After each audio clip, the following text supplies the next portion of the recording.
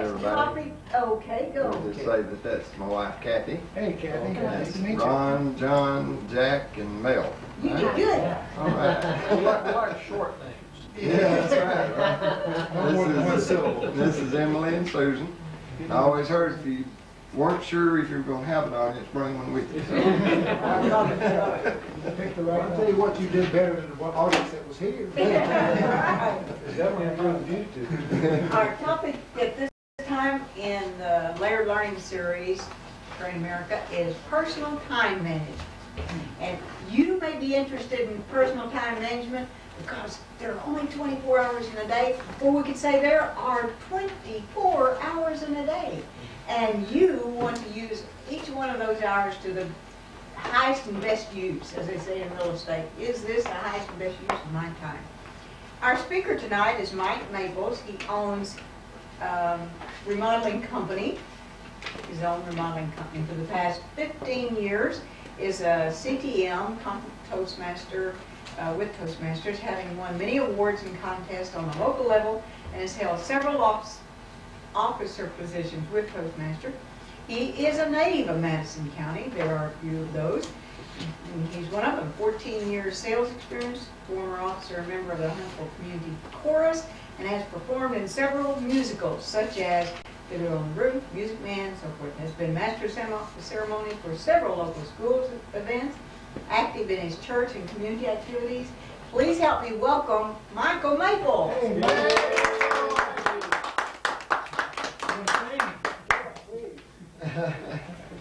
Thank you very much. I'm glad this is a run-through because there's some things in this package that I'm not sure, and you can help me with them. So we'll get a lot of it ironed out today. One thing that's not... We get your brochure before we start. Okay. I'll get it out for you. Okay. Emily? Break it down, no. Then carousel and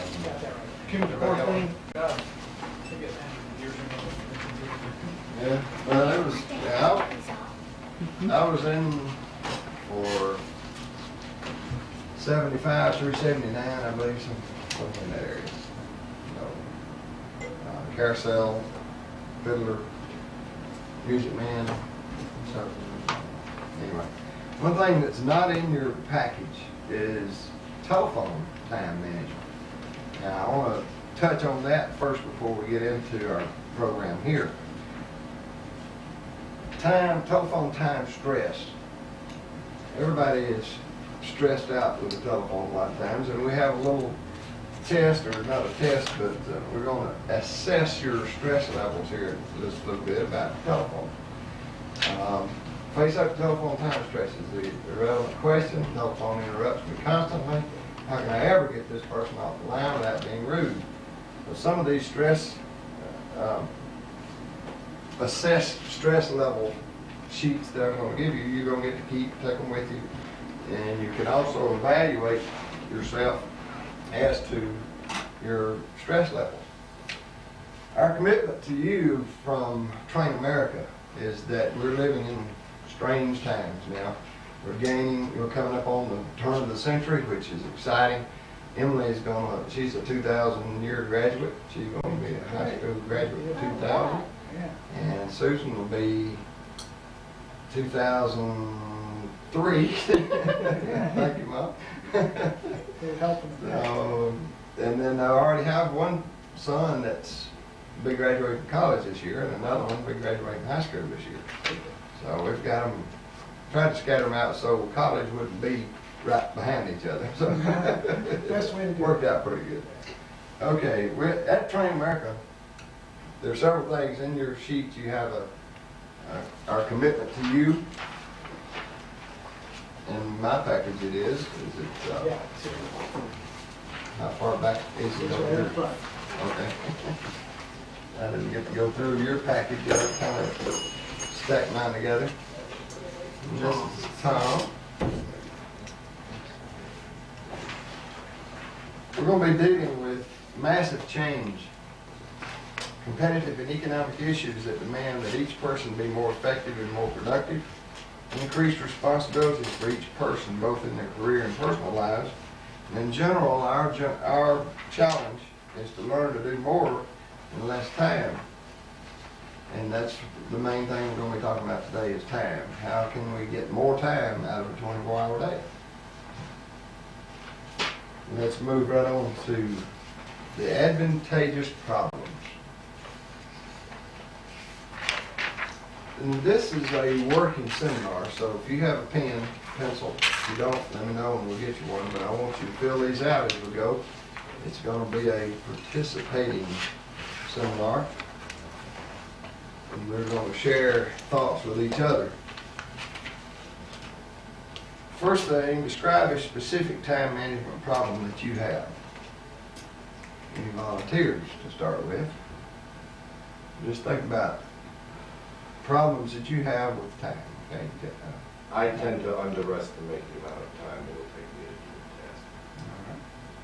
Usually, it always takes more, especially in the remodeling business. Especially in the remodeling business.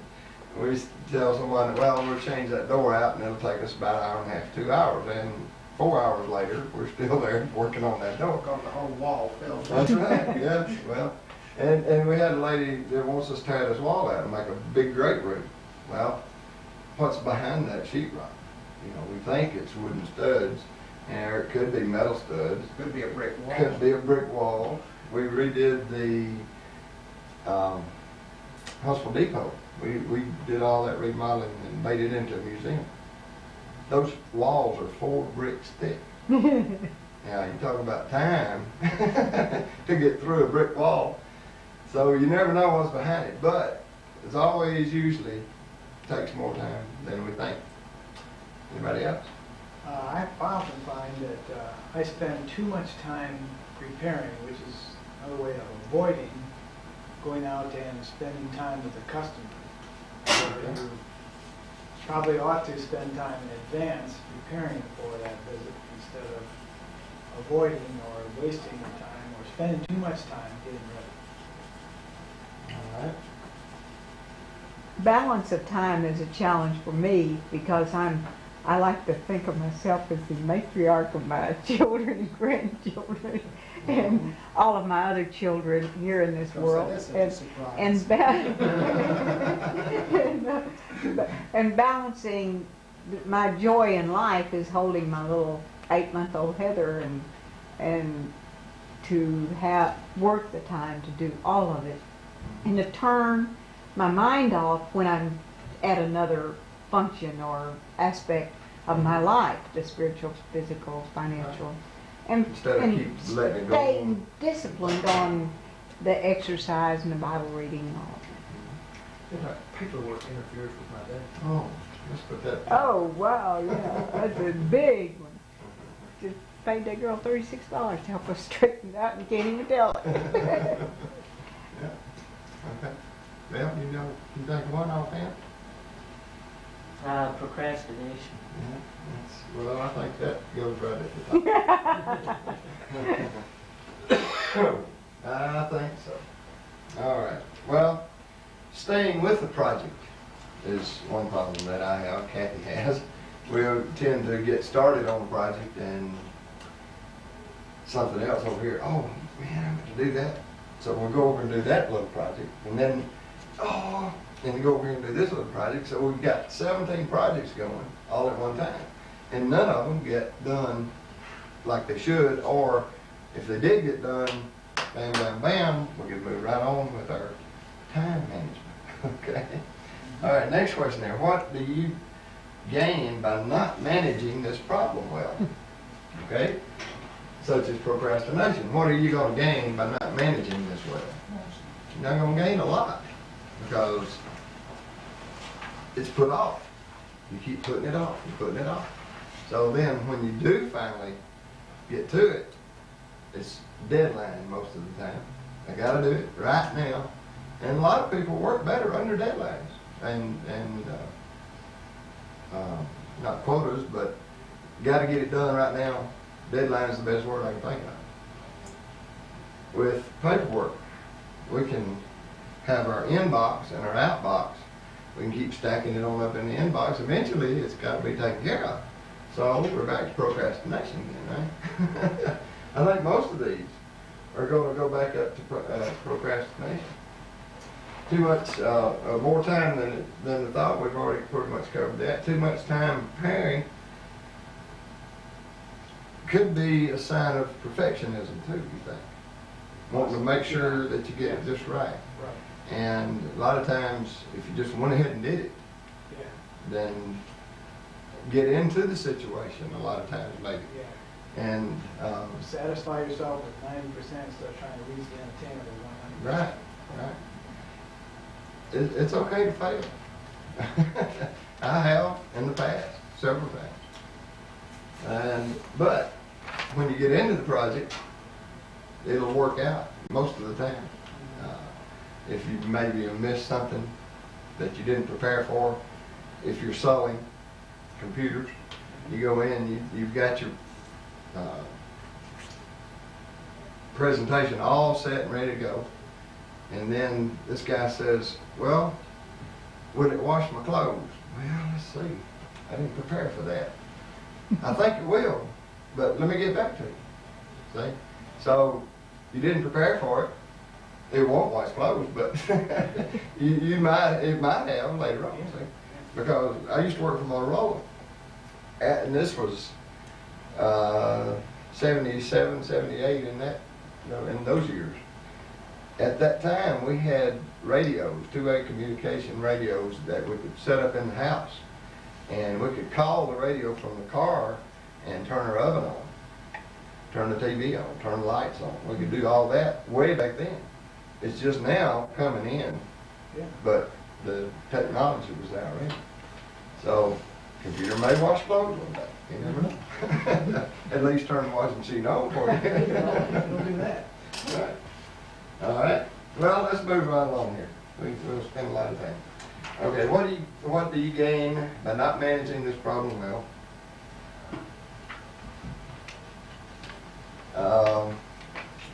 Kind of goes back to what I said a while ago. Procrastination.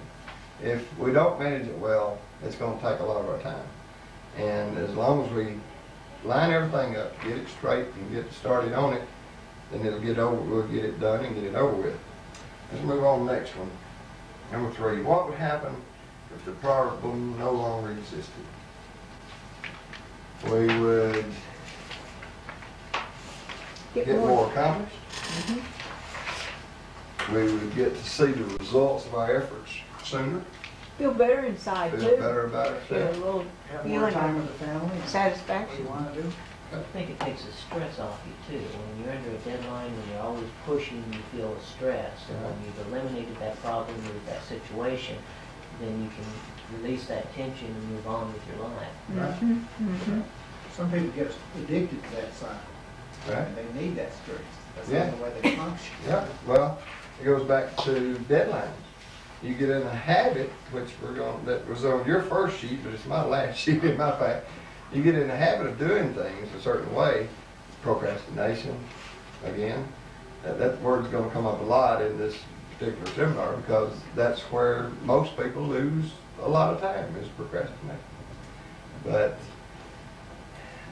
feeling better about ourselves, being able to say, I'm through with it, I'm done, I'm going on to the next project. And I think that'll help all of us feel better about ourselves. I find personally that I don't like to finish things. You know, you get attached to something, they become like a book that you really enjoy. Once you read that last line of that last page, you got to put that book away. So when you get closer, you tend to take a little bit longer to read each one of those paragraphs. Yeah. Well, That's true. there are people, I would rather wait till the movie comes out, okay? I'm not a reader. Some books I like to read, the motivational books and things, but I'd rather wait till the movie comes out and I can sit down for 2 hours instead of read this book for 3 weeks. And you go to the movie if you have more time. I would. If I could organize my time, but, and now I'm to the point, well, I wait till it comes out on video. So Sit at home and do it. Well, we'll be on network TV eventually.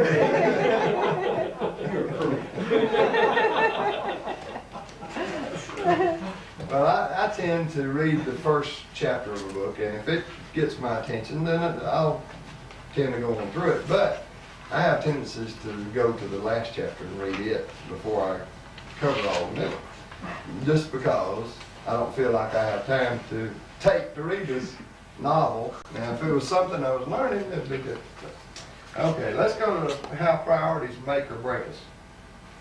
Now, this sheet, I'm not going to read the whole thing to you, but understanding our priorities is the main purpose of our life, I feel. That is, as long as we understand where we're going, what we're doing, then we're going to get more done. Now, time management goes along real well with setting goals, because if you don't set goals, you're not going to reach, you're not going to get, you're not going to go, you're not going to get to do what you want to do. Same thing with priorities. If we don't set them in order, then we're going to wind up wasting a lot of time on low priority things. Now, I have another sheet here I'm going to give you now that you can take these with you. You can use them if you want to today, and we might even put a little bit of something on here a little bit. It's what I need to do today. And it's high priority and low priority. Excuse me. Susan needs one, Dad. Yeah, She said Mama that. needs one. She's sitting in the back. Have any of you ever used any of these? You ever used anything like this? Yeah. I found that if I don't make a list, either tonight or tomorrow, then tomorrow I'm lost. Now, I have a pretty good idea of what I want to do tomorrow, but if I don't prioritize them and get them in order, then when I get home tonight or tomorrow night, I look back on the list and, uh-oh, I forgot to do something. Now, my mind is kind of weak. I have a strong back, but my mind is weak. And if I have a list to check back on, I just go down through and mark the list. Now, I meant to bring my list for today, and I left it at the house. But one thing on the list, I didn't bring the list. I put all this package together last night, and I forgot to put today's list in. Bring this list too. Bring the list with you. But one of the things on my list today was to get car tags for my son's car. We have 10 days from the date of purchase before you have to pay a penalty. Tomorrow is the 10th day, so I was going to get it today, but this is a holiday. So that was high priority, and it should have been low priority because The courthouse is closed. the courthouse was closed. I couldn't do it. But anyway, this is a real good tool that works for me, and it can work for you too if you are a busy person and you have lots of things that you want to get done. And high priority things and low priority things. Low priority things would be, in my situation, hook up the light, a new light fixture in the kitchen. I've mounted this fixture, but I don't have it hooked up yet. Might be And that's not a real high priority thing. Top of her list. It's top of Kathy's list. It's a high priority thing is to get a proposal done, because that's going to mean more business. Another one is to call Jack about something. So prioritize. You know what's important to you and what's high priority and low priority. But this little sheet here has really helped me get organized. I like that whole thing, though, what you're saying, Mike, is that your high priority is to make more money so you can buy another light fixture Buy more light that you're not going to turn on. If I can make them, maybe I can make enough money to You hire afford an somebody. electrician to come look it up for me, right? Or teach Kathy how to hang them. That's right. Okay, well, Mifflin defines priority as precedence especially established by order of importance or urgency. And I don't think we need to expound on that anymore. We all know what a high priority and low priority things are in our life. And like I said, this little sheet here has helped me a lot, and maybe it'll help you too. All right. Page 3, down at the bottom there, what do I value? Yeah. This is talking about either business or personal. Now, the title of this seminar is Personal Time Management, but we have to relate our business in with our personal too, because if it weren't for business, we wouldn't have much of a personal. If it weren't for personal, we wouldn't care about business. So it all relates. We've all got to go back and forth with it. So, as far as what you value, John, what is one of your Time to be with my family. Let's just put that in. All right. Jack? Boy, family takes Takes a big chunk. big chunk out of the first one. Now, let's see. What do I value? This is either business or personal. Either one. I guess my relationship with others Okay. outside my family. All right. Any outside relations? All right.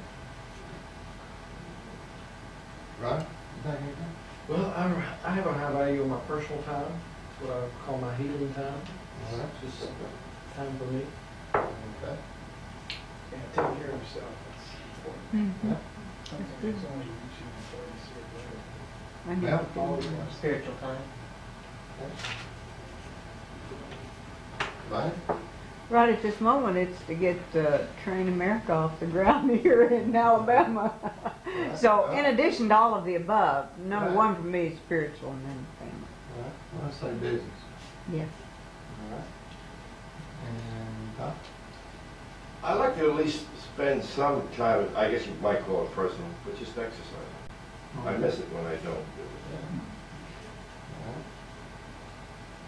And then I'd say kind of group-oriented things, not necessarily political, but being involved in your community Mhm. at all levels. Mhm. Mhm. As a voter, Good. as a caring person. Right. Sure. Okay. Well, security would be another. I value being able to be secure so that the wolves aren't at the door and, hey, where's my money? Or just feeling secure. That's a good warm feeling. Another one I think that fits in with this group especially is if we don't value it and don't have to be selling it, and that's learning. Right. Right. Sure. Good. I bet for Emily, it's the homework. Yeah, she values getting her homework done, and I'm not saying Emily's a procrastinator, but her bedtime's at 9 and 10 till 9 a lot of times. She would go do her homework if it were on her a lot of times. She wants to allow enough time. That's right. She wants to make sure she has enough time. Sounds reasonable to me. 10 minutes. Okay, next page there, page 4.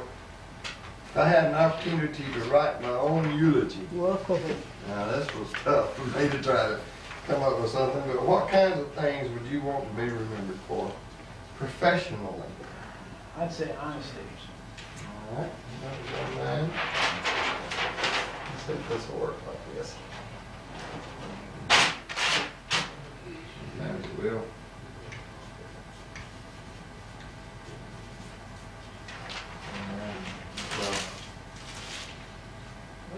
On tombstone, they'd say, Jack was an honest man. Yeah. Think anything? Knowledgeable.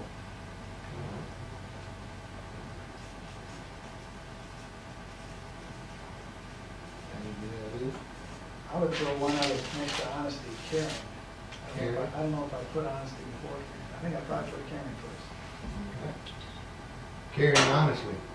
There you go. All right. Good organizer, maybe? Good businessman? If you're an honest man, most of the time you're a good businessman. If, what do you have? Organized. Organizer? Good organizer. Okay. There was a story about a guy in a dry goods store that sold yarn. And He had this store for 30 years. He'd stretched this yarn out over this yardstick. And over the 30 years, this yardstick had dwindled down to about 35 and a half or 34 inches. 35 to 35 and a half inches. Well, but he always gave an extra 2 or 3 inches. Every time you'd order a yard of fabric, he'd add 2 or 3 inches to it. So the yardstick didn't matter. It was just there as a tool for him. But when he died, everybody said, you always got your money's worth with him. It didn't matter that the yardstick was short, that it had worn out years ago. But when he died, he was a good businessman, he was an honest man, and they had good things to say about him. I think that's what we all would like to hear if we could be at our own funeral, is that well, he really was a trustworthy guy, an honest guy. I think that pretty much covered all of us, if we'd like to know that. All right, in our community, some things such as he was a good neighbor. Anytime I needed some help, all I had to do was call him up, and he might not have time to do it, but he'd take time to help me. Frequent volunteer. Right, volunteer on, and well, ball teams. Emily and Susan both are softball players, and they need all kinds of volunteers for those Y groups, and civic groups need volunteers, need help. Family. You had the opportunity to write your own eulogy. What kinds of things would you like to be remembered for with the family? He loved his family. There you go. That was on my list. Listen to his family. Listen. Right. Patience. That's a good one there. A lot of families these days don't have patience, or they don't listen, and they don't pay attention. If they would listen, a lot of times, they would develop patience. And I know Emily comes through a lot of times, and she says she wants to do this, wants to do that, and I may not think I have time to do it right then. Well, I probably could take the time to do it. You know, we make time for what we want to do. We may have 20-hour schedule for tomorrow, but if there's not something on that list that we want to do, then we're going to be dragging, we're going to be procrastinating, we're not going to get all 20 of those things done. But if one of those things was going to a ball game, or slipping off for an hour to go eat with your spouse, or going fishing, you're traveling from Huntsville to Gunnersville, you got your rod and reel in the trunk, and you go past the lake, and the water's so smooth, and there's some little jumps out here, little water sprinkling. I gotta stop. Well, that may not be on your list as priorities, but in the back of your mind, it's priority, and you make time for it. You bunch up on some other things just so you can get in 10 minutes of fishing. You may catch 15 fish in that 10 minutes. What you gonna do with them? Throw them back in because you didn't bring your fish stringer with you. All right, well, kind of got off there. Family. He was a good mom. He was a good dad. He was a good child. He loved his family. He always took time with the family. Number 3, in what ways do I demonstrate these things? Okay, such as, say, trustworthiness. How would you demonstrate trustworthiness? Do what I say I do. Okay. That's a real good one. And I can tell the story about my bicycle. Okay. Did I tell y'all about my bicycle the other day? No.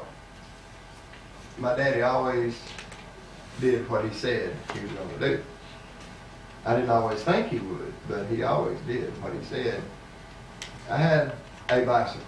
Now, I grew up in Owens Crossroads in a grocery store, and it was the prettiest bicycle you've ever seen. It had chrome fenders, it had a headlight, it had a tail light, it had a luggage rack on the back, it had a basket on the front, it had a horn in the middle, a battery operated horn. White wall tires. I mean, it was kind of like Pee Wee Herman's bike.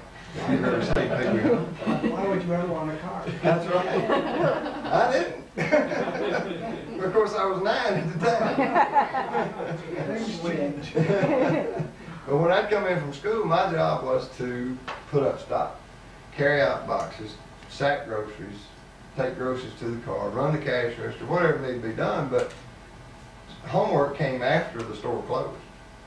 Well, I'd come in from school, slip over into the storage room, the side room there, and my bike was parked there during the day and night. I would slip off out the back door and go play with my buddies for, I thought, 10 minutes, 15 minutes at the most. Wound up an hour, hour and a half, you know how that goes.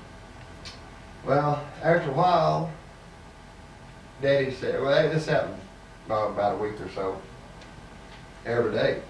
Daddy said, if you go off on that bicycle again, without telling us where you are, I'm going to take it and throw it in the river. Well, the Flint River goes down through Owens Crossroad. And I thought, throw it in the river? That bike, that pretty bike? No, he wouldn't do that. Well, next day I come in, I didn't take off. I didn't slip off, didn't go anywhere. Did my work like I was supposed to. The next day, I thought, well, he's probably forgot it by now. So I jumped on the back and I take off, and I'm gone 10 minutes. 10 minutes. Now, I know because I watched the clock. I saw the clock when I left, and I looked when I came back. Slipped back in, parked it, went on about my business just like I never had been anywhere. Next day I come in, there's no bike. The bike is gone. I slip over to Mother. Where's my bike? What'd your daddy say? I thought, no. He threw it in the river. That's what he said. Sure enough, he threw it in the river. And several years later, he explained why he threw it in the river. Well, I knew why he did because he said he was going to. I knew that just right off because if he said I was going to get a whipping, I was going to get a whipping. It didn't matter when. If he said I was, it was coming sometime or other. But when he said he threw it in the river, I believed he threw it in the river.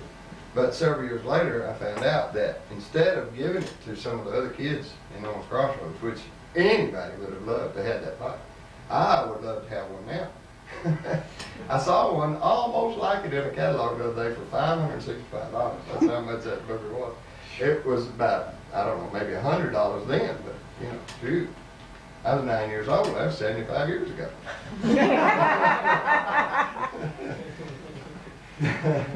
Longer. He, instead of giving it to some of the other kids, which any of them would have loved to have it, he knew that if he did, I would see that bike in Owens Crossroads somewhere. And I would know that he didn't do what he said he was going to do. He said he was going to throw it away. He threw it away. If he'd given it away, I'd had some thoughts about, well, maybe I can do something else and not get away with it. You know, and get away with it, rather, and him not carry through. So, doing what you say you're going to do. And I mean, to go on there about that. You never know about that bicycle. Did it have hand-operated brakes? No, it was a good old coaster brake. They didn't know what gears were back then. Hand brakes and gears. Like I said, that was 75 years ago. Trustworthiness also, again, we're in people's houses all the time. Most people trust us in the beginning because usually our work comes from word of mouth. So John tells Ron, well, call on Mike. He's a good, honest guy. He'll do a good day's work for you. He'll do it right, and he won't just rip you off like a lot of these guys would. So, but we have tendencies, if there's a fresh batch of cookies sitting on the counter, we get a snack attack. We get a cookie off that counter. You just rearrange them so they look like they're stacked. That's right. Just take 2 or 3 and then restack them. That's forgivable, Mike. Yeah, right. Not with my wife, she counts them. Well, there just happened to be a box of Hershey's Cookies and Mint candy bars on this bar where we're working at this particular time. And every afternoon about 2:30, 3 o'clock, we have a snack attack. And if we don't take something with us, a lot of times we'll take off to the store just to get something. Well, it just happened to be that this box of candy is sitting here, and we get one apiece. Well, me and Willie. Well, this went on for 4 or 5 days in a row, and all of a sudden I realized we've eaten 10 candy bars out of this box of 36. Well, the people we're doing work for have this stuff sitting all over. They don't even know what they have. I mean, they got more money than they got sense, and I won't tell you who they are. I sent Kathy to Sam's the other day to buy another box of cookies and mint so we could replace these 10 bars. Well, I didn't have to do that because they didn't know how many bars of candy were in there and could care less if we ate them. But my conscience said we did it. We didn't tell them we were going to. They didn't offer them to us, so we need to be back. So I take them back, and the lady's there, and I said, well, here's 10 candy bars that me and Willie's been having snack attacks in the afternoon. Here, we're paying you back. Why, you didn't have to do that. That was my daughter's boyfriend's box of candy. I said, well, I know that, but here they are. Well, that gained her confidence in me, letting her know that, well, you know, I don't have to really worry about this guy. If he's going to bring candy bars back, you know, I can leave whatever sitting around here, and I'm going to have to worry about it. So, anyway, there's another story there.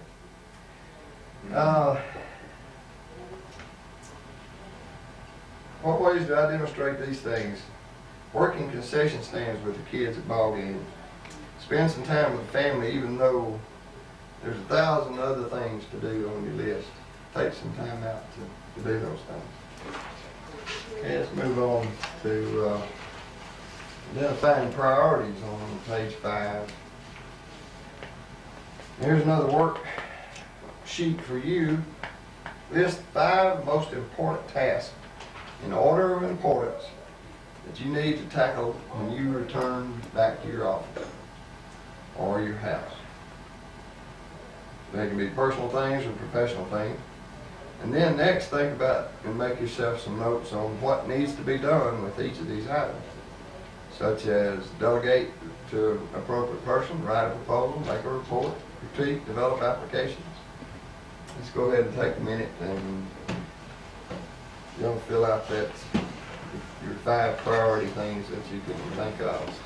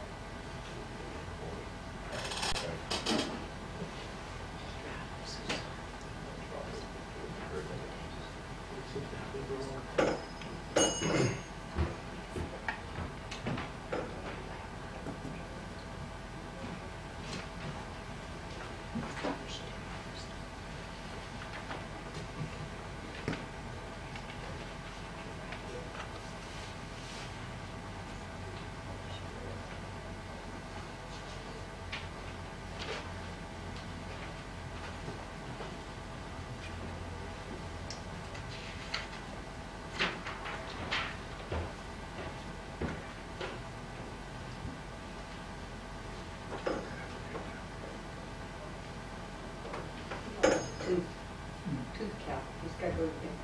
Oh. Who's that? Just now.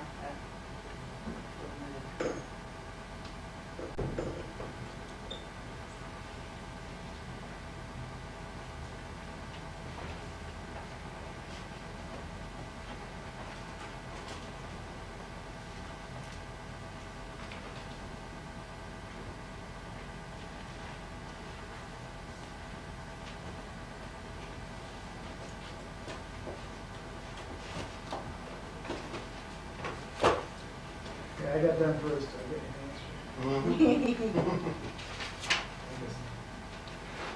That you have passed the stress test sheets out in a few minutes. Good.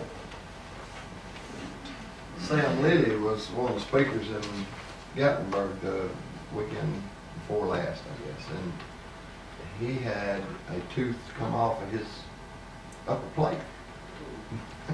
He's supposed to speak this morning, and he was brushing his teeth, getting ready to go to the seminar, and this one of the teeth came off of his plate.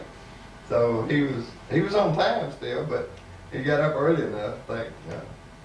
He was thankful. But he took off to the dentist and showed up about 15, 20 minutes before he was supposed to go on. And he said, I've been with the dentist. He's got the nicest office. Okay, identifying priorities. Now, I'm not going to ask what your priorities are, because those are things that you know. Some of the way I listed mine is I have a proposal to do for a lady that's been waiting for 3 weeks. She wants a roof put over her patio.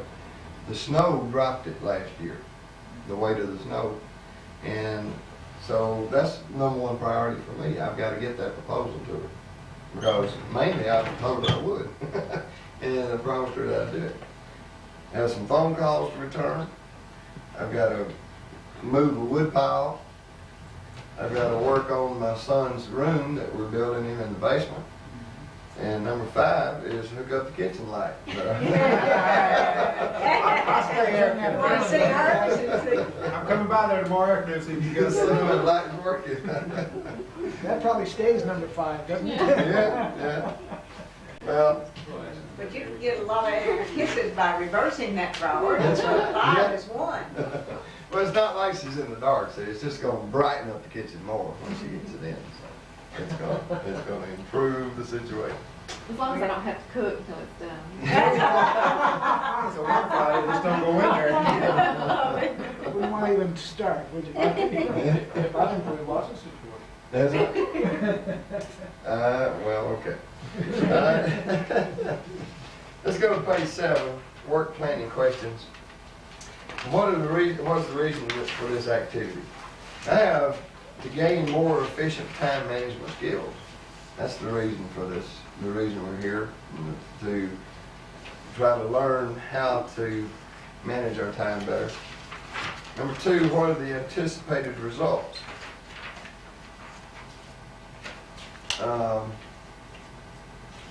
Maybe to learn to be more efficient, and learn to use our time better.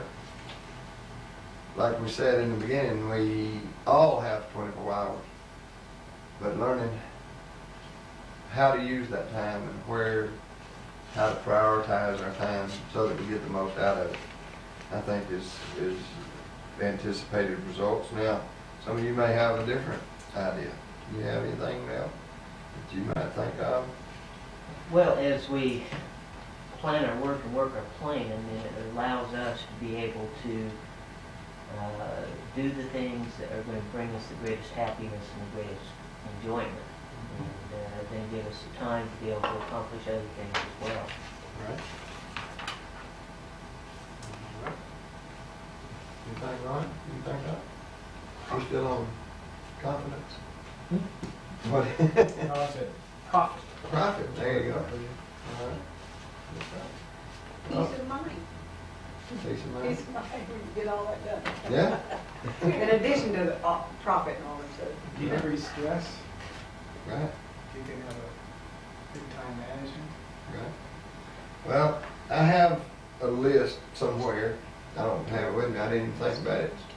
But stress is a main factor in our lives. We used to not think about it until it's become so everybody's talking about stress. And I had a list of 25 things, I believe it was, that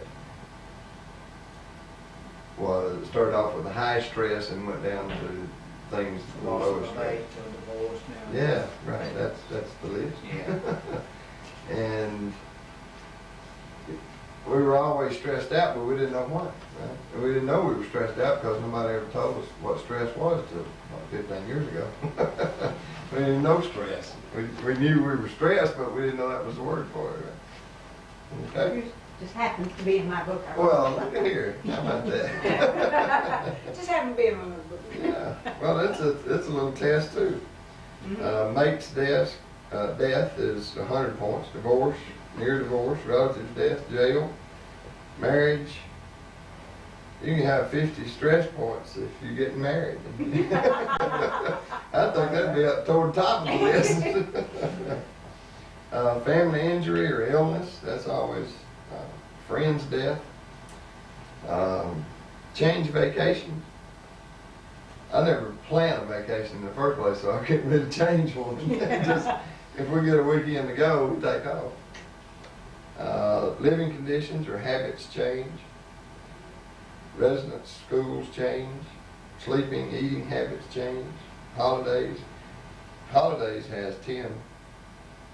So, in Bonnie's book here, what can I change today? And circle the ones that you think you can. Many are beyond our control and should be turned over to God. Jesus, peace, I leave with you. So, that's good. Mine doesn't have all that good stuff with it there. It just has a list. All right.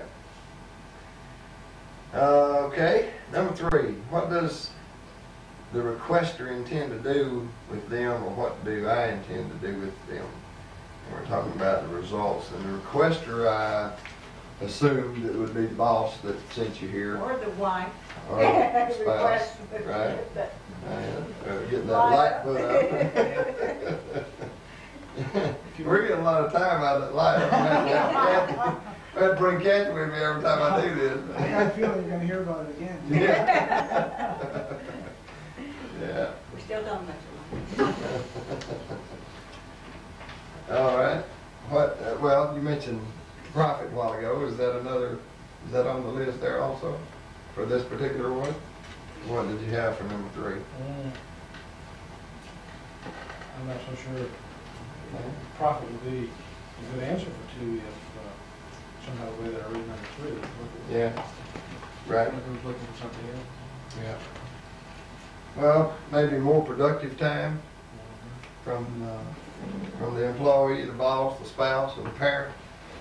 Maybe that's what we're here for, is to try to figure out how we can get more productive time. All right, number 4. What impact does completing this activity have on me?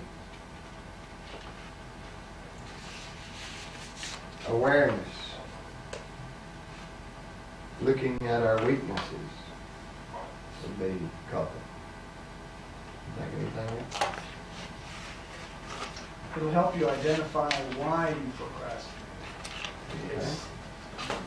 We're all intelligent folks, and we procrastinate, know that we do. And so we have selected that choice, that we would. And then you look at why.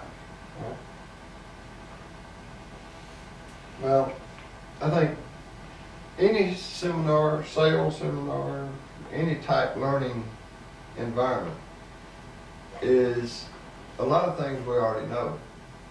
It just refreshes our memory, or, oh yeah, I used to do that. I got out of the habit of doing that. I need to get back in the habit of doing that because I was more productive when I used to do that. Or, well, I'm glad I quit doing that. I'm glad I got rid of that habit because it was costing this, costing time, costing money, whatever. All right. What impact does completing this activity have on my work environment? Maybe more leisure time? Might be a promotion. Yeah. More done in less time? More respect. Right. More Your respect. employees, because you seem to manage your time. Right. Less stress. Yeah. Good. Organizational goals? Maybe to run a more efficient company? It's easier to meet your goals if you are managing your time. That's right. Very good. Yep. And on our personal goals, maybe to accomplish more in a shorter amount of time. More free time. More free time. More time with the family. More time to do things that you want to do. More time to fish. That's right. More time to drive to go to the field. Stop on the side of the road. So we did stop down there in Gunther, you come all put up that line. Yeah, that's right. If I get that light put up, I'll have time to go fishing. I'll go with you. Yeah. You come by and put up one I've been promising for 2 years. Okay. Now, what impact does not completing this activity have on me? Loss of respect for self. Okay. Well, it can also, I'm wondering sometimes about men. Now, Kathy's here so we can be a joint, I'm not alone. You guys are. Y'all can be obnoxious together, is that what you're saying? Well, I think sometimes Tony puts things off that I'd like to have the honeydew jobs. That shows he's still in control. Yeah, there is. Yeah, I think there's an element of that in there. Just, I'll do it when I want to. yeah, right. And the more you drag, the more I'm not going to do it. Now, he doesn't say that. He's Yeah. real sweet about it. Yeah. But he just doesn't do it. He just keeps smiling. Uh-huh. He doesn't do it. I have a 24-year-old son who's very agreeable with his mom, who's a real mother. And the way he gets along with her is he says, yes, mom, yes, mom, yes, mom, but he doesn't do anything she wants. Passive aggressive. So like Al did last night on Home Improvement. Yeah. Yes, Mr. President. And I missed it. You did? Yeah. Oh, shit. Watch, it's about honesty. Yeah, it was on at 7, right? Yeah. Instead of 8. Oh, Yeah. Well, I That was learned to Nancy with Wood. do my VCR. I'll take those.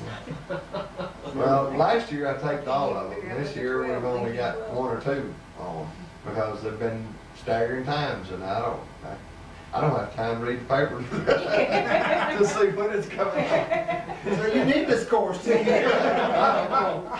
I hope it benefit a lot from this seminar. That's the best statement I've heard. Okay, back to number 5, page 7 there. Not getting to do and have things on my goal list as soon as actually could. This is impact is not completing this activity on me. On the organization, the company suffers due to lack of planning. Because if you don't plan, if you have a lot of people that you're in charge of, and you don't organize them or see that they learn how to be organized so that they can do their work, then the company's going to suffer. You've got to, you either have people that you're telling what to do, or you have people that are telling you what they're going to do. Now, which company would be best? You telling them what to do is going to really take up your time, because you've got to think of things to keep them busy all the time. If they're coming to you and say, I'm going to do this, this, and this, that's good. Now, if they don't know how to do that, you need to come to some of the send some of them to the learning series seminars, and we'll help them learn how to do that. And you won't even have to tell them how to do these things. I want you to turn me loose on Willie. I see there's a couple of things that helps us procrastinate, came up before. One is commitment issue, where we, part of us wants to go out and play still, no matter what age we might be. That bike business, hopping on the bike and kicking off, even though you know the hammer might fall. Right. There is that commitment that you don't want to make to get the job done. Your father's trying to teach you that if you just do this, get it out of the way, you can ride that bike down That's the right. road and find your friend. And you're saying today, I am at my current age, every now and then I'm going to just get on that bike. And I don't want to give up on that. I sense that if I commit to this job, like my father might have been teaching me way back when, I might be giving up on my freedoms. And some of us are really choosing not to manage our time. And then part of it is also trust. If you have folks working with you, and you place trust in them, you give them jobs, and you turn away. You go off and do something else. You might take a day off. There is a trust issue that's going on there that turns around for them their relationship with their job that is working for you. But in my case, if I do not trust that person well enough, then I better stay there. That's right. I better check up on them.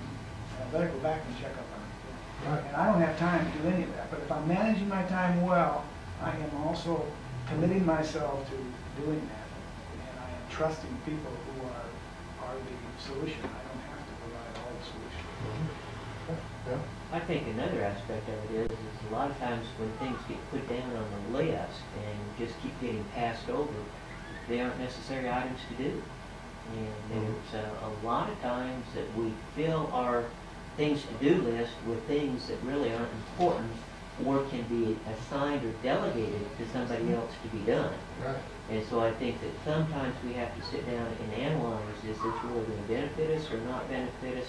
If it's not going to benefit us, let's get rid of it, write it off, and go on, and forget it and put it behind us. Right. Sterling W. Sills made the comment one time. He said, so many times we spend time doing $5 jobs when we should be doing $20 jobs. That's right. And hiring somebody to do $5 jobs. Yeah. And that's really true.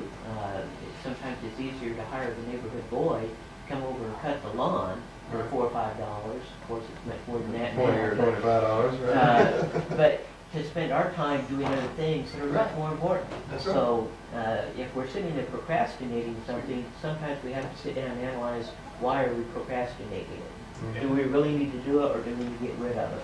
Right. Yeah, that's a good point. Good.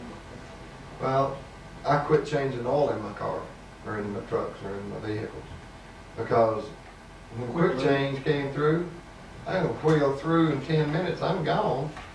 It takes longer than that to get all the paraphernalia out to change it at the house. So I just forgot about it. I don't even think about it. Somebody asks how often to change oil. I don't know, drive through every once in a while. Whenever it gets so black I can't read the stick, you know.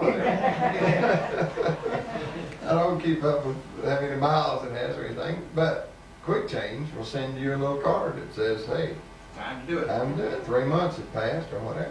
And so usually I'll take that little 5% discount and take off down there. But just like you said, you know, we can pay them $20 to do it, where my time was more valuable than $20. And because it'd take me more than 10 minutes to do it. Okay. Why don't we take a 5-minute break before we carry on? Good. Okay. Now, make some fresh decaf. Anybody wants any? Good break around this one. Kathy, you got two pretty young girls. I think Oh, thank you. was good. You knew that already, but you got This to was suspect that that person, right? We were killing I it can out. confirm So it's for you. looking pretty They Figure are out a way. great. Now, we Thank bought, you. instead of these sidelines, Hi, we bought girl. a new door Hi, that you girl. saw. I They are just picked so Emily good. up from We were, and we she's wanted to living out bring with a our friend, break and I or just some picked her kind of up. walk. She's been out in the yard playing all day. Oh, lucky her. Right. Right now, it's not near They enough bespeak to your walk. family. Yeah. You're both should be. You're very So proud. that, They said you're I so was so quiet. happy I found that news. I mean, they're very intelligent You looking did real kids. good tonight. Well, I think they are. But They you- work real hard. Yeah, you are. When you're their parent, I've got 2 boys. I think that about mine all the time, but I always say, well, Jack, I can't really trust you. Because you're not objective. Well, I can tell Right. that it's true. Yeah. And, They're good kids. Yeah, they are. We haven't had I've any seen trouble that. with any of our children. How many do you have? 4. 2 boys and 2 girls. That's great. I've got 2 boys. One's in Florida. He's with his wife.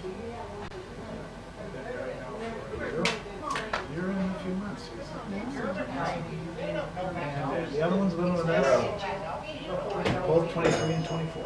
We won't this time, but Proud of those. Okay. because They one Think will I've got of the some. things we've already, time. Get some of that Fresh social- air. They Yeah. will know that you're following. one of the things that we've already done, we could have done. Yeah, well, that, we can consider that a breakout session. Mm. Since you did stop, they say, because in time management, it's hard to get together with other people to help them, Right. tell you how to do your time better. Right, yeah. So that was good. Yeah, well, the one that I didn't ask any questions. I didn't ask for their response to, that they filled it out, but I didn't ask them Well, yeah. what theirs was. Well, Mhm. the priorities, the first 5, there are 5 top priorities, I think, what it was. But, John, that one you we said, can do it. yeah, We can do he the said breakout of he used, kind of when we were stopped and doing that, that's kind of going to be our breakout. But what would you think that in your experience would be an idea that a person could do on a time management for a breakout session? Or a diet or I don't know, I've been thinking about that. It's kind of hard to get to one. I can't think of a way to do that. It's up. The 5 different priorities, Until he gets there. the 5 Well, he things got that it y'all up Sunday did. afternoon, we but could it use doesn't have that. the power coming to it. We're gonna break off in the groups. Yes, Mr. Gus. Depending on the crowd. But there's 5 priorities and then talk about. Well, and now it was it. priority number 5, unless she gets moved up to 1. We may help her raise it up. That's We right. might need to talk about how to make mine a more priority, his one. Yeah, got a new deal. That's a real, well, what you could do is, you could make your priorities and then swap lists and work on, you work on his list and he work on your list. It'd be amazing how much more you get done. It probably would. But I can't fuss too much. He took the front off of the ice maker for me to vacuum the coils, and I still haven't done that. So we have a tug of It's war. kind of a... Well, the ice So one maker day I'm going wasn't to do working, that. and it developed a leak underneath it, and so it took, what, 5-6 days for me to ever get around to getting that taken care of. So then when that did happen, the coils needed to be vacuumed, so I just left the front off so she could do that while I went on, and that's when I put the fixture in the ceiling while she was going to be vacuuming it. But anyway. Kathy, I like your watch. Yeah, It reminds me not to take anything too seriously. that's right. Especially yourself. Especially yourself. You can't laugh at yourself, you're in big trouble. Mike, I wanted to tell you, I talked to Bill Cochran today, and he said they are putting together a leader's manual, Okay. but they don't have it ready. And he was talking about that he really wanted people to do just like you're doing, where you use those life experiences and follow the outline, but use your own life experiences. You're doing just what he said today. Well, good.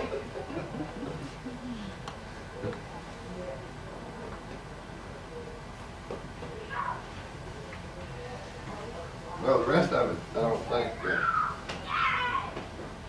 we shouldn't take an hour to finish up.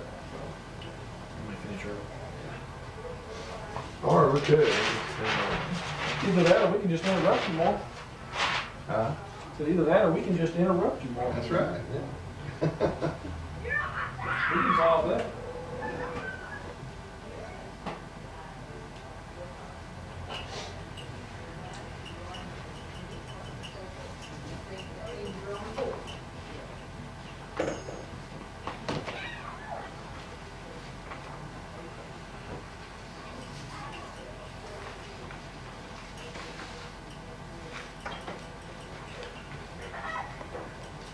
No, I was just thinking I had some somewhere, can you? I had some of those. You do. And I feel like I have some. Got any baby Ruth? As you peppermint, you want peppermint? Usually just, oh, you're well equipped. Yeah.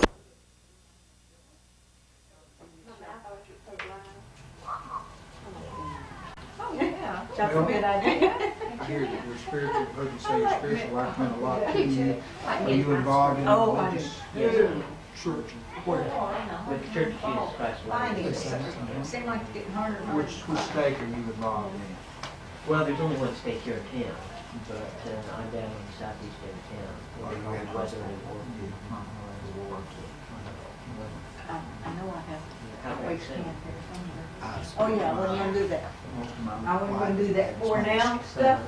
I was gonna do it right I know then. you're Right busy. this year then, or? I have been, I was kind of interim kinds of things. Mm-hmm. Your bishop in this area is a select guy, he used to refer a lot of religious council. What was that? I'm trying to think of his name, he refers people to us regularly. The woman, bishop who was involved with referring people to the key for years. He's about, no, yeah, that's it. Yeah, it's a unison vehicle, just what they call a state press. Don't get too rowdy out here because even though you're outside, And they have maybe it's back divisions in broken here down and under stuff. him, that are divisions. Not there's a division Oh, where's the for sugar? years. Outside. This is It's down on the gravel. President.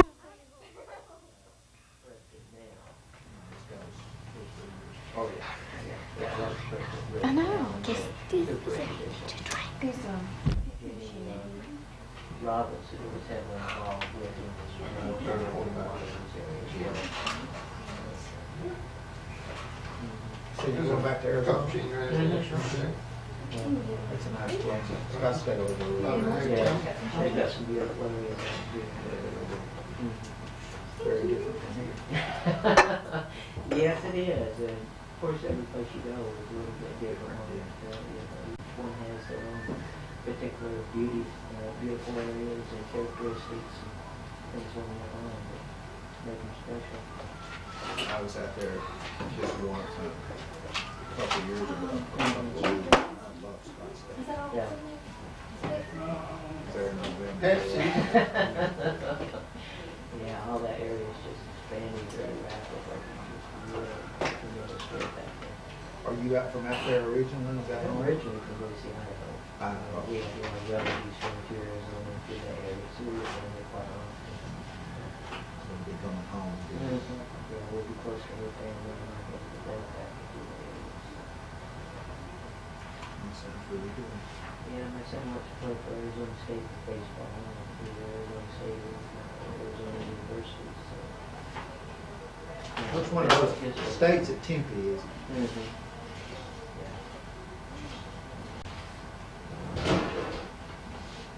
How old is your son? Just turned 16 last week. He plays baseball for high school? He plays high school, Grizzly, and Babe Ruth and all that type of stuff with it. So he actively involved with racquetball and basketball. No, it was down the wrong way. Started down the wrong way. Unfortunately, we introduced him to Well, I teach the communication. Got plenty of tape, I guess? Teach personal power. Looks And like I'd like some if I- place along the line to teach that, you know. I'm reading it right. It's not really now, but I still have much more. I'm going to get I mean, she used to about that. Approach that. Hi, Jim Coleman. Looks like you're gonna run. It's on, it goes on, automatically goes on standby. Jim, I'm going I think you to press make standby. And I used to put on some seminars for Chamber of Commerce, And I Money think Marketing. from his college, I wasn't planning to rejoin, and I Just have to don't get know it. how to do it. So I now owe somebody A new. lot of materials and Okay, training well, our I'll find out. personnel. staff. I'll find out about Are that. you involved in the I fitness just center had at to have him in 3 Toastmaster clubs, and I'm gonna have to No. put one out, and No, I'm I was gonna with Family Fitness Center and Members probably Fitness Center cut and that one Sports out, Club. however, I'll talk to you later about it. Yeah. And so, let me call you That's a back, good I'm in the program. middle of the meeting, but, Done well. and I'll speak with you later. Doing better all the time. Okay. It's really kind of done well. Well, Ron, you're looking good. Feel good. Glad to be here. I'm glad to be here too.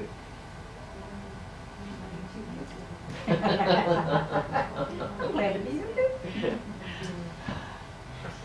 Bonnie, I don't know how in the world you're doing as much as you're doing with this, and putting as much time in it as you are in your family and your TV program, and still have time to go to school.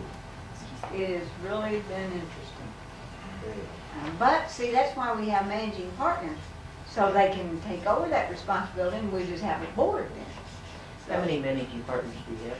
Well, we have 3, and probably will have 5. I'm waiting for an answer from Coleman, people down there, and, Athens, have they decided?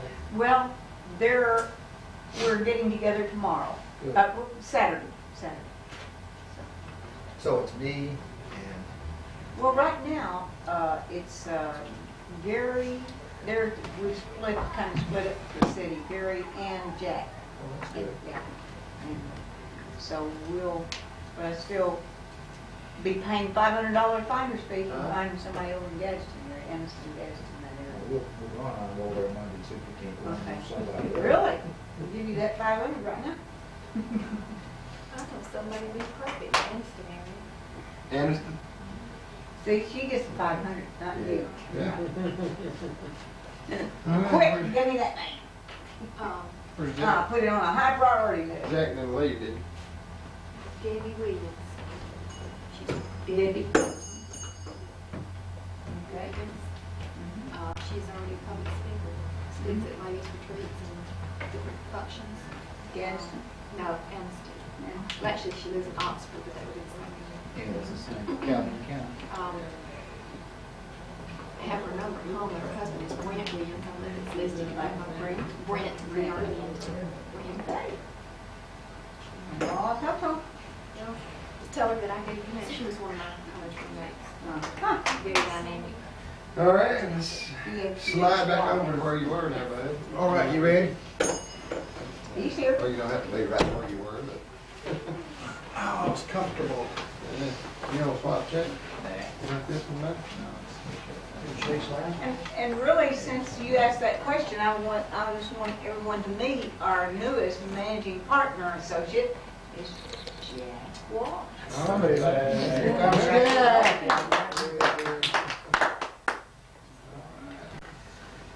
Okay, let's move along, and we should be able to get through here in another couple, 3 hours. Shouldn't be longer than 4. It shouldn't be longer than 4. All right, page 8 is talking about pseudo. Pseudo, is that the word? Pseudo, okay? Pseudo decision. Now, pseudo decision is a false or a pretended decision, such as, well, one thing about pseudo decisions is sometimes you get into your comfort zone, and it's easy to make these pseudo decisions when you're in your comfort zone. So maybe you need to get out of your comfort zone to make proper decisions, make better decisions. Yeah. I was wondering if we can look it up in a dictionary, not for today, but later. I think the P is silent. It is, it's pseudo. It's pseudo. Pseudo? Just without a, you don't, Okay. it's like it had no P on Okay. I never had heard it till last night. I George have, Watts used to use it all the I time. have one of my It chapter is. titles are called Pseudo Pseudo Society. Yeah. Okay. It's like a false Pseudo what? society. Intellectual. It's just false. Yeah. Pretend We all know. George Wallace. act as if. George Wallace used to say pseudo. No, he just called them pseudo-intellectual. Oh, okay. The politicians that lived in Washington carried around their briefcase on head inside was peanut butter and jelly sandwich. Yeah. I was going to say, if George said it, that's where I learned to say it. I can't blame that on him. Man had a word. All right. Well, anyway, pseudo, and like I said, I'd never heard of the word. We looked it up in the dictionary to find out that it was a false or pretended. That's what the word meant, was false or pretended. All right. Number 1 on the list is procrastination. Now, I said Ought before to be number 1. that procrastination was going to come up a lot of times during this, and just putting it off. You know, that's the only explanation for it. That's Just, my favorite part. yeah, Put it on. that's right. All right, number 2 is ambivalence. I'm going to find the thesaurus words for these so I can change them so it'll There you match go. my You'll tongue. be ready. All right. Well, having contradictory feelings, that's what the definition of that is. Yeah, that's like not being sure which way to go on. You know how the kids do like this? You ask them, they go, Yeah. that's their ambivalence. Yeah. Well, contradictory feelings is like seeing your mother-in-law drive off the cliff in your brand new BMW. Well, that's kind of, that's a little Like the You're in car. trouble.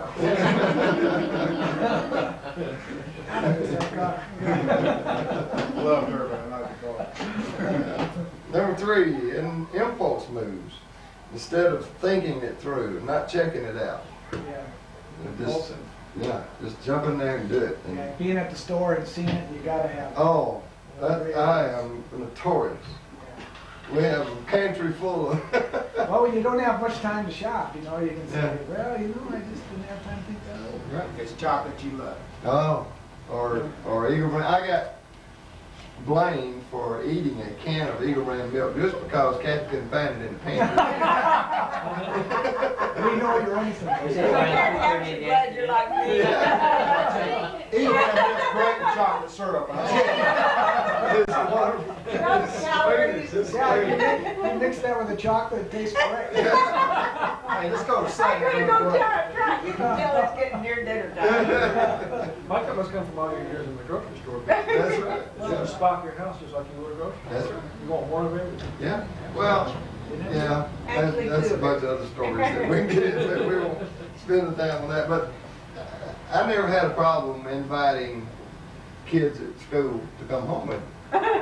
Because I knew there was always something to eat. We had the grocery store right there, so we lived in the back, right? So we get a snack attack in the middle of the night, we just go up front and just have a big time. Shout out. Yeah. What a life. All right, number 4, letting someone else decide. You're just along for the ride. Yeah. You know, you just. Where you wanna well, eat? Well, wherever yeah. you wanna eat. Right. That's part of 30 it. minutes Well, I'm later. usually real ambivalent about that. The best part about letting somebody else decide is you got somebody else to blame. Yeah. I voted for Bush or whatever, you know. I don't know. Wasn't my fault. Yeah. It's, well, with us, it depends on who's driving with me and Willie during the day. If I'm driving, I say, where you want to eat? I don't care. So I'll pull in somewhere. Well, every once in a while I get a look from him like, I didn't really want to eat here. And so I told him one day, I said, if you didn't want to eat here, you should have said, well, anywhere but whatever. And he said, well, this is okay. So we ate. So the next day we were in his truck. And he said, where you want to eat? I said, I don't care. So whoever's driving now, we used to, we'd argue back and forth like, well, I don't care where you want to go. Well, I don't care where you want to go. So, but now whoever's driving, that's where we eat. All right. That's a good one. Number 5, going against the tide. Must be the LSU. Oh, Must be. Indeed. You win when you go against the tide, right? Going against the tide would be against the odds. Odds are we're not going to do very well on this particular project, so why would we do it? But we do it anyway, going against the tide. Unproven territory. Number 6, working both ends of the stick, trying to keep everybody happy, Yeah. trying to spread yourself too thin, Protecting yourself on both sides. right? So no matter which way it falls, you're okay. It's called covering your assets, right? Yeah. Basic answer. Basic assets. Not now, he used to. However, you can't focus when you're doing that, so you gotta Yeah. decide. Right, yeah, All the rest of this. that's right. That's go right back to the false or pretended decisions. All right, number 7, looking back, foot dragging and wondering what might have been. Oh, if I only married that other guy. I had only invested that $100 in Walmart 20 years ago. Yeah. If I'd only, if a bullfrog had wings, y'all know that story.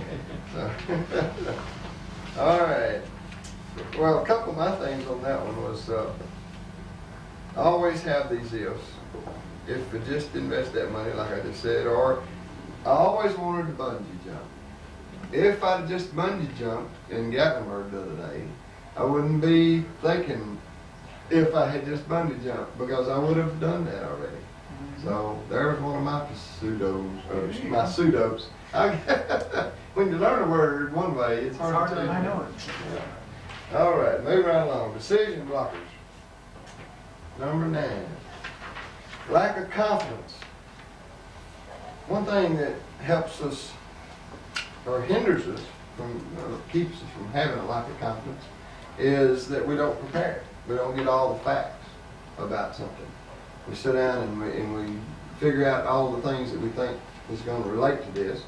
And if we can gather up as many facts about it as we can, then we're pretty set, you know.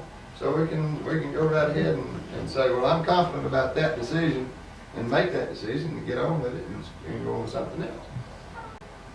what kind of confidence do you have? Now that Susan's not in the room, I'll tell you about her. When she was 7 years old, she'd only been taking piano for 3 months, wasn't it? And 3 months lessons. And at the recital, when the recital was over, now there were kids in here that had been taking piano for a long time, 6 and 10 years. Here she is, 3 months. She comes back and sits down and says, I think that's pretty good. What do you think? And I said, well, what is that? She said, well, I was the best one. Yeah. I was really the best one. Yeah. Out of 20 kids playing piano, she felt like she was better than anybody up there playing piano. Although these gals playing Bach and all this stuff, and here she was, Twinkle Twinkle Little Star or whatever it was, you know. But she was the best one in her mind. Yeah. So Wow. confidence What a great is, way to look at it. Yeah, that's great. we've all got to have confidence. All right, number 2, having no priorities or being out of touch with what is and isn't important in one's life. You're just a floater. You know where to go. And how do you know when you've arrived if you don't know where you're going in the first place? That's right. Can you I tell think when Zeke talks about that in his goals program, that if you don't know where you're going, how you know when you get there? How you gonna know when you get there? So set your goals and organize your time so that you got more to do what you want to do. Hopelessness, depression, severe anxiety. Only thing I can say about that is see somebody. Get some help somewhere. Go see John. Go check in somewhere or something. Coulda, woulda, shoulda. Could have made that sale, or could have made that call, would have made that call, would have made that sale, should have made that call, if. Here comes that little if again. The bad part about those kinds of things is they eat up your energy. That's right. And they're all trapped in the past. Yeah, that's right. Well, that was my next little thing. That's the past. Coulda, shoulda, woulda is the past.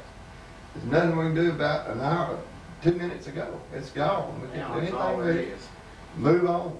Get on with your life. And that's, Kathy said, well, tell them about your attitude about the past. And that's my attitude. Just forget it. It's already happened. There's nothing we can do about it. Let's move on and get on with our life. Option blindness. Not checking all your options before making a decision. Yeah, jumping, You're leaping. back to the, what we were talking about a while ago, impulse. You know, just do it on the spur of the moment. But need to check our options. And I heard you earlier talking about people just have to be tried to sell them 4 times before they ever make a decision. Some guy in Gatlinburg said it was 5, but 4 or 5 times. A lot of salesmen, they make a call, they may make 2, very seldom 3, none, hardly ever 4 or 5, and that's where the decisions are going to come in a lot of the sales. Time pressure, distortion, and panic.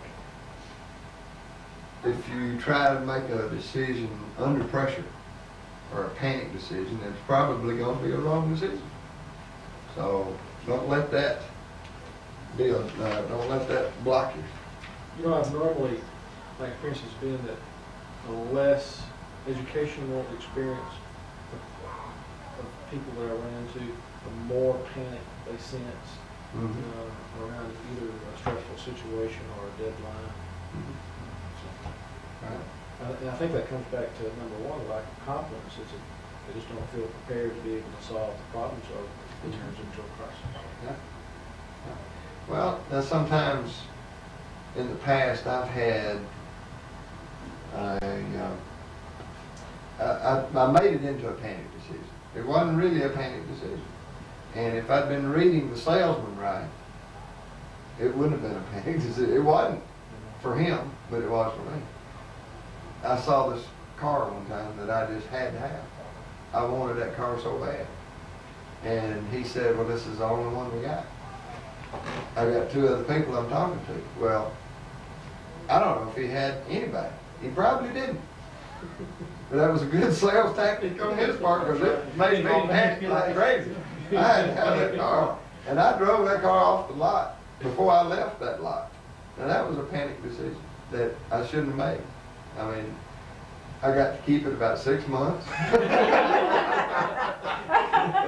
ain't got I it. couldn't pay the gas bill on the thing. I mean, it was a Mercury Cougar is what it was, and several years ago, and back in the gas hog days. But it was red and white. It had white interior. Had little reading lights up in the ceiling. You know, Sounds so like that bicycle. Yeah, you're describing that bike. That's right. That's right. It all relates. You know, everything in life relates back to kindergarten. Right? All I ever needed to know, I learned kindergarten. Yeah. All right. Well, anyway. Like the same one took him to a mine. Panic decisions we need to avoid. Impaired judgment, not having the proper info that you need, such as prejudice.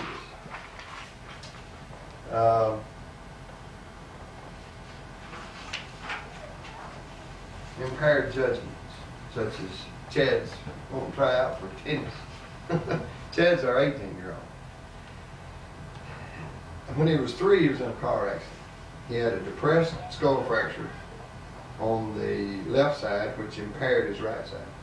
So, and the pediatrician never thought he'd ever walk. So but he's up and running. His right side is slow. He did have some brain damage, but there's things he can't do. He's not coordinated. I could pitch a ball to him, and it just hit him right in the face. I mean, it's slow to react. It's a slow reaction. I didn't think he'd ever get his driver's license.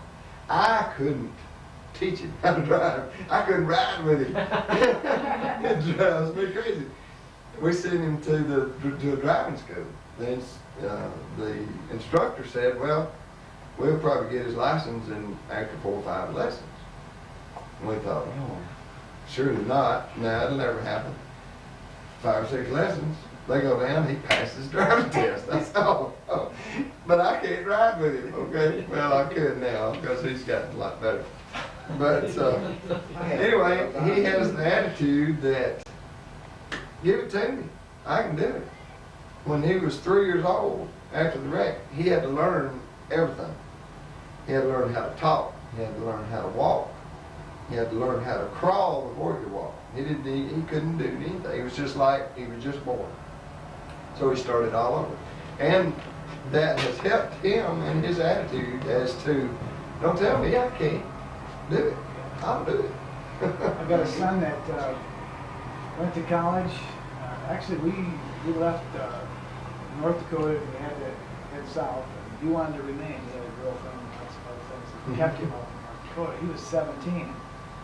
Could have pulled the plug and made him come, but we just decided that we'd let him stay if that's what he wanted to do. We were quite sure from his high school and from just knowing him, parents know these things, put that in quotes, that he was not going to make it through college. Mm-hmm. And I levied this big thing on him saying, you need to keep me advised. I'll keep sending money for school. You have to pay the rest of your bills, but I'll only do that as long as I don't see any bad grades. I qualified and said, in some cases, perhaps, maybe a D, but if you see any Fs, forget it. You'll pay the rest of you college. I thought he was going to take it lightly. Well, we never heard anything. I kept on insisting on him sending information. He says, yeah, it's coming. I'm going to send you my grades for the first full year. Mm-hmm. Never saw a thing. Mm-hmm.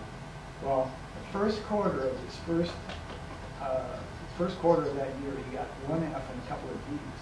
Of course, I would have pulled his leg. And he knew that. Mm-hmm. So, of course, I never saw those grades.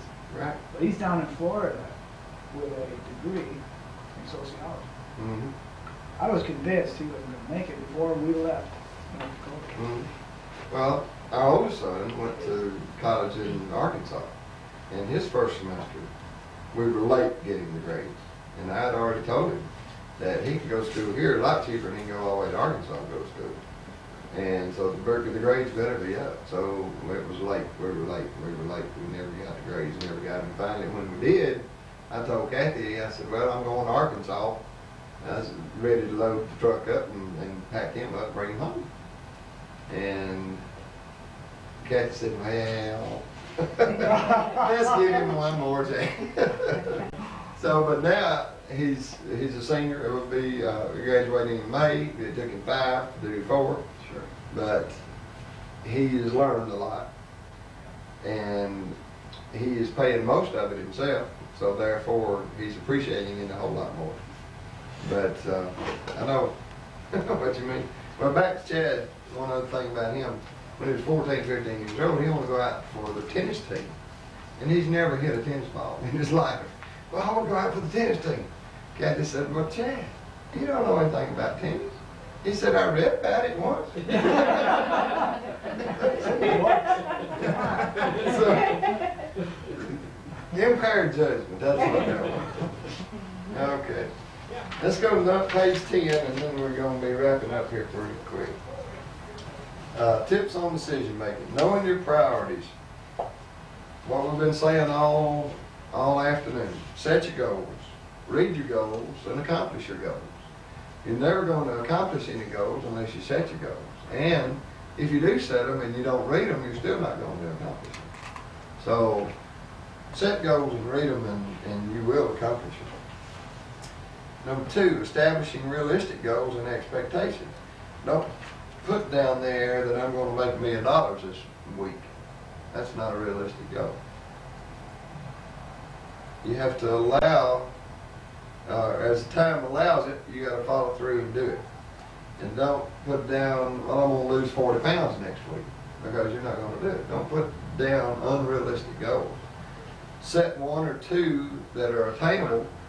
If you're a goal setter, good. If you're not a goal setter, this is a lesson in goal setting.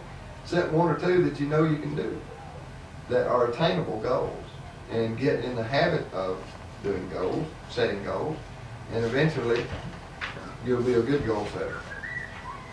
Knowing there's a price to pay, right or wrong, on time, not on time, you're going to pay the price one way or the other. Number 4, recognizing major personal assets. Have you ever heard of the Ben Franklin T? The Ben Franklin T is the T. But your good characteristics and your bad characteristics. And hopefully your bad ones don't overpower the good ones. I didn't know it was a Ben Franklin till we were in Gatlinburg. I'd done that, but I didn't know Ben was the one that had that formula that started. But anyway, list your personal qualities. This helps your attitude, it helps your self-confidence, and helps you realize you really have some good qualities about yourself. And I can do this now. I can set my time up so that I'm gaining time from it and not losing time. And then your bad characteristics over here, work on getting them over to the good side. Change those characteristics or attitudes a lot of times is our, instead of characteristics, they're attitudes. Number 6, gaining from the experience, expertise and help of others. Ask other people about how did you handle a similar situation? How did you get this done? How did you figure out how to do that? A lot of people ask me, well, how do you know how to change these doors out? How do you know what's wrong with the bathroom floor because it's sinking? Why? How? Because I've done it many times. And a friend calls me up and says, hey, my ceiling fan's just going crazy. It's wobbling like crazy. What's wrong with it? I need to take it back to the store? No, you need to balance the blades. Well, how do you know that? Because I read the book. You get a little instruction sheet with every fan you get. It says if it wobbles, balance the blade. You may have to cut a penny in half to make it balance. You may have to put a quarter on one, a dime on another. But it's just like a tire on a car. Balance it. So things that you don't know, that's why God gave us the ability to ask questions. If we don't know something, ask. If we can't find anybody that has an answer, we didn't need to know it in the first place. One thing like I appreciate about my father's in the construction business.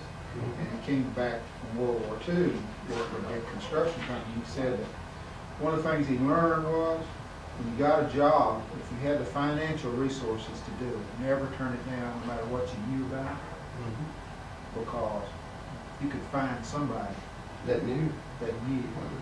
That's right. And to tell them, yes, you can get it done, it doesn't matter. That's right. That's an attitude I've taken pretty well, is if I don't know, I can find out. That's right. Well, I learned that in the selling business, I guess, with Olivetti and Motorola. I worked for both of those companies, and if I didn't know the answer, I knew who to ask, or I knew where to go to get the answer. And I may be out demonstrating a typewriter, a calculator, or whatever to a customer, and they say, well, why does this do like this? Well, I don't know. Do you need to know? Well, I'd like to. Well, I'll find out for you. And I'd go back the next day or call them that afternoon or say, well, the reason this does this is so-and-so and so-and-so. Oh, well, okay. You know, if you don't know the answer, somebody knows the answer. When I first started the home repair business, I didn't know, it was a hobby. You know, I didn't know how to put a fan in. I knew it hung from the ceiling, and I knew it took electricity to make it work, but I didn't know there was a hook up in the ceiling on some, there's a bracket on others. But when somebody asked me if I'd install one, I said, well, sure. Because I was a good instruction book reader. And I could follow instructions real well. And one problem I had when I first started, though, was a lady called me and wanted to know if I'd install a garage door for her. And I said, well, sure. What's so difficult about a garage door? I mean, it's 4 panels, it's got a track, it's got a big spring, and it's got wheels on it, and it rides up and down. You know, it's no big deal. She said, well, how much would it cost for you to put it in? I said, well, I really don't know. Let me check on it and I'll call you back. Well, I called the overhead door guys down here, and I said, how much you charge to put in a 4-panel single garage door? $25. This was in 79. That's $150, I think. And I said, okay, thanks. So I hung up the phone, called the lady back. I said, $25. She said, okay, come on out. And she already had the door. It was there, ready to go. So I go over there at 8 o'clock next morning. At 2:30 that afternoon, I called the overhead door guy. I said, how about coming out and putting this door up for me? Ever since then, I don't do garage doors. He was out there and gone in 45 minutes. He had it. I mean, after I went ahead and disassembled what I had put together before he got there. Just so he wouldn't know I'd been trying to do it. Well, I've been there. Yeah. You know, that reminds me of the question somebody asked. I said, well, can you speak Italian? He said, well, no, but I believe I can learn. He said, you know, there's 5-year-old kids in Italy speaks it all the time. If I can learn, I can learn. But it is strange how harder it is to learn after you pass that young age. Okay, page 11, willpower and time management. Better utilize the time that is available to you. A good deal of stick-to-itiveness or willpower is needed. You'll need willpower to plan when you're feeling stretched out. And all these other points here, this is for you to take with you. I'm not going to read them all to you. But some of the better ones is maintain a positive attitude in spite of previous failures. I like that one. Number 6, recognize and overcome your fears. That's always good for anybody. But especially in time management when you're well, I just don't think I can find time to do that. Well, that's a fear. And if you really want to do that particular thing, you'll find the time like we talked about a moment ago. All right. Let me give you a sheet on the telephone stress level. And I've got a couple of things here. Let me just, I've got a weekly calendar. And I've got a little something for you to put up the top. This one is almost out of date. Well, it is out of date, but let me help you fill it in. I got this out of a forms book. Just and this has all kinds of forms. You can pick them up at Office Depot, I think, somewhere like that. But on the up at the top where the calendars are, under the M, see the one that has an M, right, November out there beside that.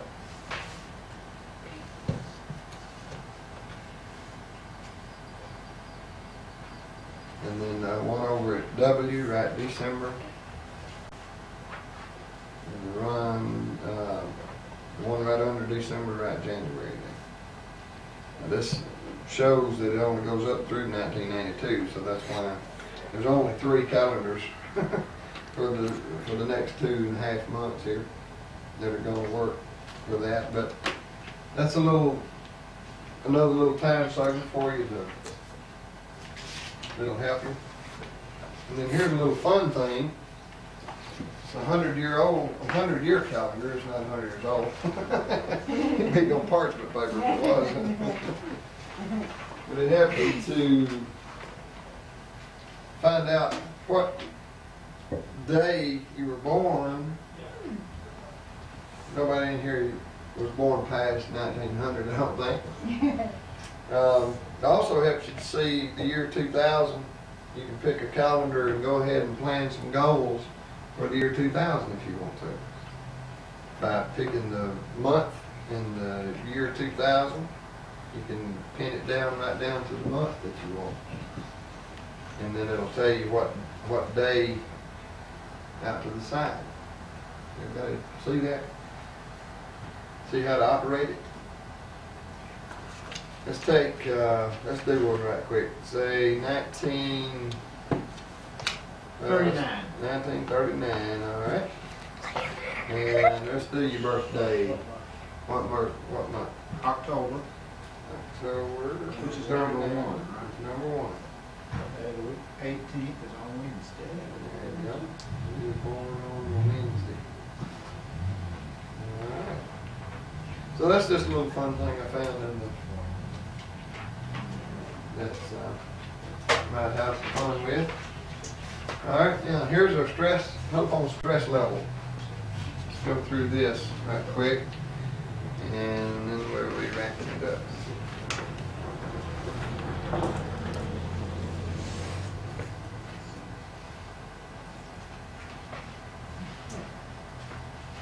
And this can be one of the breakout sessions we were talking about, Bonnie. We can use this also. All right.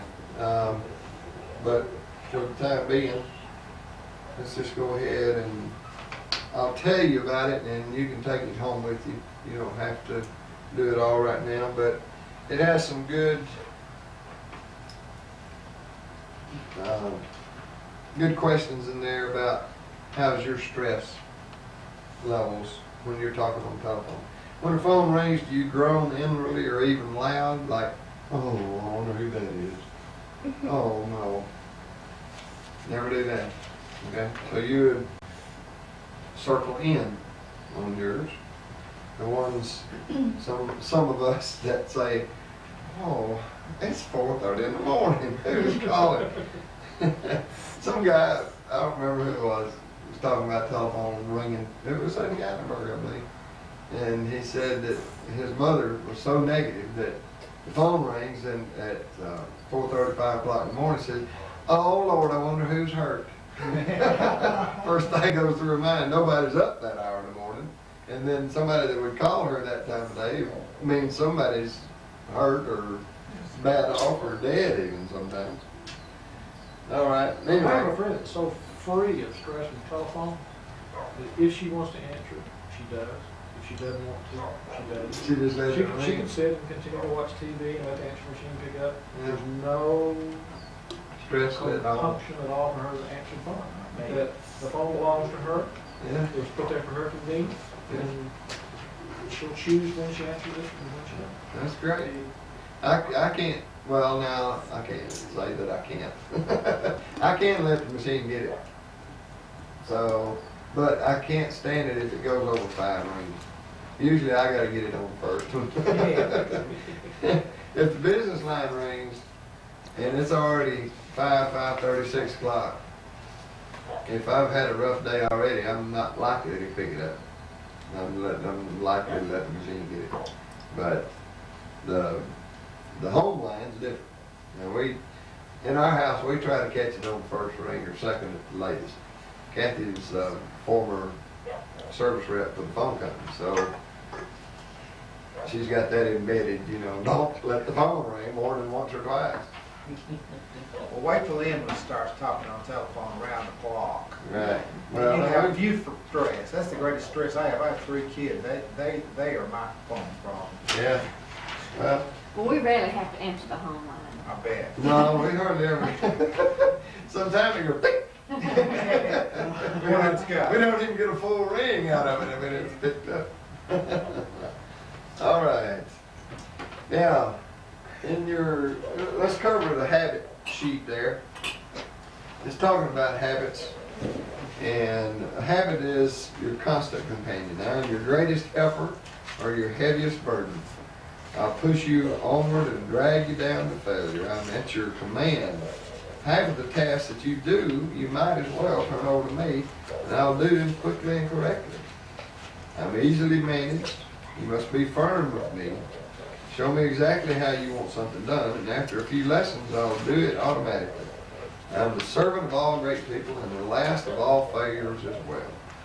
Those who are great, I have made great. And those who are failures, I have made failures. I'm not a machine, but I work with all the precision of a machine plus the intelligence of a person. You may run me for profit or run me for ruin. It makes no difference to me. Take me, train me, be firm with me, and I will lay the work at your feet. Be easy with me, and I'll destroy you. Who am I? I'm called a habit. First we make our habits, then our habits make us. Yep. Now it's your turn. In your folder, you'll find a evaluation sheet. Please fill that out and turn it in to us, so we're going to have an idea of what we need to do, add to, or take from. And also in the back of the room, you'll find some books and tapes. One book that we covered was the telephone, the sheet I handed out to you.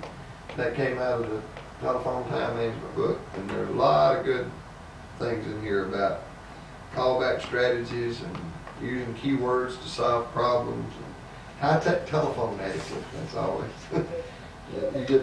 you call in and you get the computerized answer dialogue. If you're calling someone, oh please punch 1. If you whatever. So this tells you all kinds of good little tips on that, and they're $10 in the back. I'd be glad for you to take 2 or 3 back to the office with you. This meeting is adjourned.